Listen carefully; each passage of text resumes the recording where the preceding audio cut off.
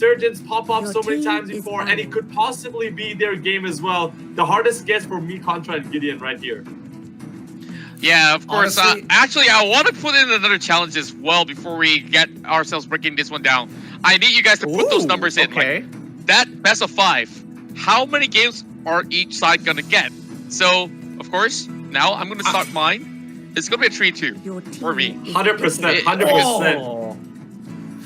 It could be a 3-1, but I'm expecting at least 4 to 5 games.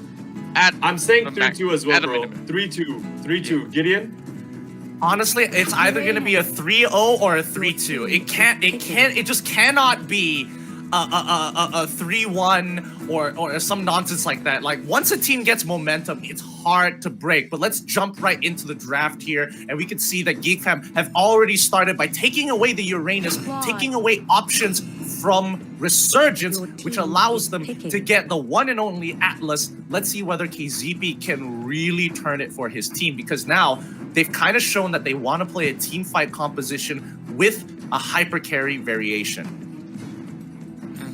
And now, of course, with a couple of all these options of the carries being left, Fix is looking to secure carry itself. So, what do you feel will be the best options here? But Dicky finally sees the light of day after so long, and the Grand Finals first matchup, and we're looking at LY4, of course, having his legs shaking for a little bit. Okay, well, however he's supposed to actually pull this off.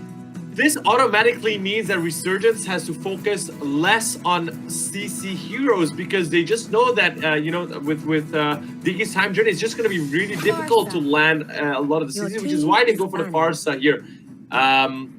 It's going to be hard pickups for them right now. Atlas is going to have a lot of trouble and problems going into this game. Yeah, and for sure, one more thing to add up on top of, sorry to cut you off right there, like, that Dicky pick is so vital because it could actually potentially cancel whatever that Atlas is about to do. So it's very, very vital that RSG catches on that Dicky before anything else.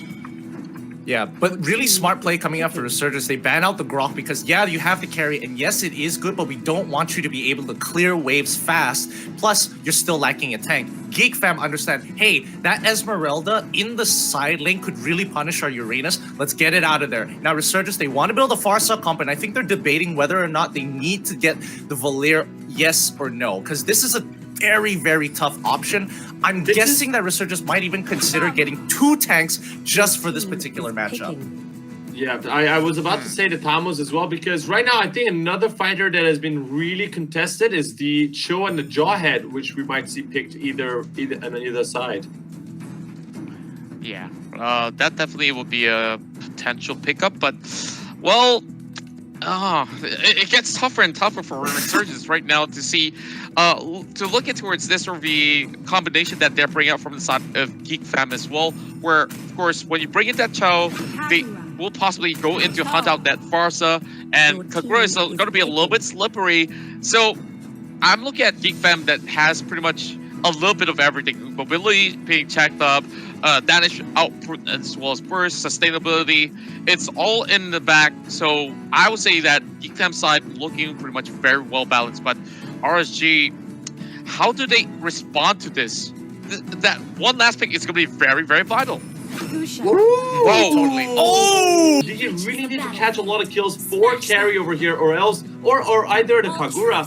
But of course, we do want to see the carry being fed more, as we know Feeks, the king of KDA. Now it's time for the game. Let's see who's going to take game number 1. Geek Fam or Resurgence. Take it away, boys. Now we're looking at Arts walking in towards the trap immediately. It could have actually been first blood, but he managed to walk away safely. So he's going to be able to say, hey, good try right there. We're going to be walking right back. But hey, it forces the Uranus to actually fall back. So that's good news enough. So they actually have a little bit more of that smooth cruise for Resurgence. Yeah, that was a really good call by Resurgence. They expected them to try and go for some information up to the top rush, and they really punished Arts this time around, so he's not going to get the first wave as efficiently. And Resurgence, I like the way that they actually distributed their team composition instead of leaving. I was expecting Farza and KZP to be in one lane, and LY4 and Sync into the other, or maybe some kind of variation between the two. But instead, they made sure that they had the Gushing. And I'm assuming they kind of knew that Arts was prepared to go against the Thalmos, so he did take a lot of armor emblems, and you can see the amount of damage that Sync was able to pump out. So let's see how this goes. So once again, Jason and Zorn going 1v1 against each other, and Zorn should be able to win this out after his burst. Jason forced to back away up into the top side. Yeah, of course, soaking a little bit more EXP before he goes back. While Santa is actually suffering a little bit blow here. This is first blood going over to Geek Fam and Feeks. The king of KDA representing Geek Fam here is still at it once again. Yeah, and they're doing an absolutely phenomenal job right now. LY4, oh, they're gonna take this away. No, they can't. They reset it really, really quick. But notice down into the river, Zorn is actually trying to stop Atlas from actually pushing up into the base, pushing up into them and allowing Geek Fam to actually catch up in that rotation play. So Zorn making a very good call to try and deny KCP that space. And now Zink going to be dove under turret here. Zorn trying to land that third hit. G couldn't go. Pulled back by the time reversal. Zink holds on to his ground. Oh, unfortunately, the ultimate wasn't enough as the auto alarm bomb runs him down the lane. Oh, this looks pretty bad. Like, we're looking at the second kill for Feeks as well, and we've definitely looked at Sync on how he moved pretty well, but here comes KCP though. What a big burst coming from LY4! They returned the favor, and right now Resurgence will equalize that kill score.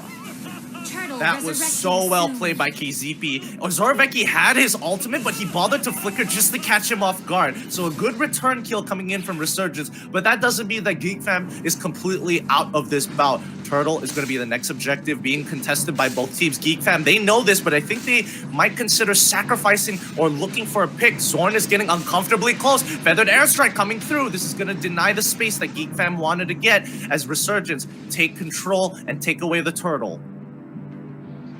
Right now, we're looking at Zorn potentially going in for a setup, looking for a Sync once again, but here the Dragon kicks him back, but that's not going to be enough to actually burst him down, but they will go back to take down Zorn as he overextended a little bit. Great sort of mechanical skills being shown from both sides, but it's LY4 hopping right back in for those kills. And you have to kind of give credit to Zorn there because he did have his flicker available, but he saw the amount of time that CC was on him and he knew he was going to die even if he flickered and shunpoed out of the way. The tenacity isn't going to be enough to save him in that situation, so he's being very efficient. But notice the rotations coming in from Resurgence as they play towards the top side of the map. You can see Sana, he's hovering, he's ready to respond to mid lane if necessary. As Geek Fam find the capture out to LY4, popping the Blazing Duet here. The Purify is going to keep him alive. Art's holding his ground, but he's going to be going down real soon. The first to fall from the side of Geek Fam, but a quick catch by Geek Fam, making sure that LY4 goes down as well. Good trades coming in. Geek Fam come up on top because they're trading their offlaner for LY4. In any case, that will always be worth it. Yeah, and of course, although Arts did dive right in, it was a really great counter engagement once again coming from Geek Fam to respond so well to find LY4. Of course, they tried to catch him at first, but he did pop out that Purify, so they have to actually do it on the second take, which did cost one of their members, which honestly isn't too much. Eventually, late game, Arts will still do what he needs to do with that sort of a split push, as well as getting most of all these Resurgence members way too occupied. But I do wonder, can Geek Fam right now contest for that turtle that just came up online? It's going to be a little bit tough because they are sending members and prioritizing the top side of the map to try and punish Sync, and Arts can only do so much as Uranus. He can feed information, but I don't think he can steal away the turtle from the side of Resurgence without taking too much damage back, because remember, Sync is running an Execute as well, so even the tankiest of members, if you're below 10% HP, you're within his kill range, and he doesn't even have to pop an ability to use it. That's right, but speaking of popping abilities here, Feathered Airstrike almost getting Arts clipped down, but he will still be able to actually survive, while Sync is already cutting the way for RSG, looking to eventually secure that bottom side tower, while the top side has been pushed over from the side of Geek Fam, and they are looking to actually do a little bit of trading right here. Well, this, of course, that buff going over in the hands of LY4. Yeah, they're just trying to alleviate the pressure for the side of Resurgence here. Oh no, Zorn getting a pretty big G couldn't know, but again, he got caught up once again. Dominus is going to be the next to fall as Sig, making sure he lands his sword spike. And that's what I said. That's sword spike lands, you're going to die. And Sig just purchased this lightning truncheon, so the snowball has only just begun for Resurgence here. They're going to take control of this game for the next 3 minutes until Geek Fam look for the pickup that they're looking for, because Zorn hasn't been able to find it, but KZP with an amazing fatal chains there. The perfect match into the fatal links. A wombo combo of the century. They're trying to break Geek Fam's soul in this best of 5. That was the most beautiful play that I've ever seen in the grand finals, and in the blink of an eye, they picked up all 3 members on Spink as well as Becky here, alongside with a blazing duet to just raise them through. Oh my, I really gotta see that in the replay once again if we ever gonna get that. But oh my, KZP definitely surprised members of Geek Fam right across the wall.